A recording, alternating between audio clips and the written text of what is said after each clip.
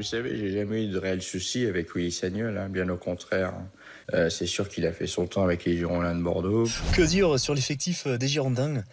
Cette année encore, beaucoup trop de déchets techniques, physiques, tactiques.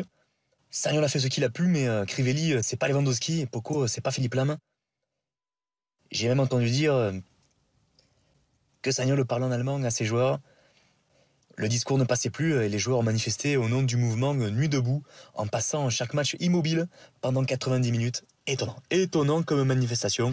Et oui, bien sûr que j'en ai beaucoup voulu à Willy Sagnol parce que il y a 2 ans, quand je devais être l'entraîneur du Girondins de Bordeaux, c'était un rêve pour moi. Et quand au final ils ont choisi Willy Sagnol, ben, je le voulais énormément, énormément, parce que voilà, pour moi ça représente beaucoup Bordeaux. Et maintenant, c'est vrai que depuis, j'ai un peu mis de l'eau dans mon vin. Et je pense que si on devait être amené à se revoir, ça pourrait bien se passer. Ouais. À part s'il me prend ma place au Real de Madrid, bien sûr.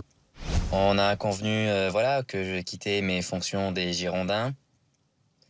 La raison principale est que mon diplôme d'entraîneur n'est pas valable. J'ai eu 0 à la dissertation lors de l'examen du 3e degré car il fallait traiter des différences entre le football anglais et espagnol.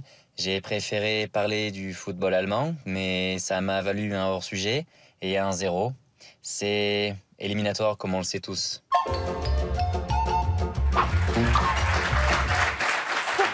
Willy, un mot sur votre imitation. C'était la première fois qu'il tentait de vous imiter. J'ai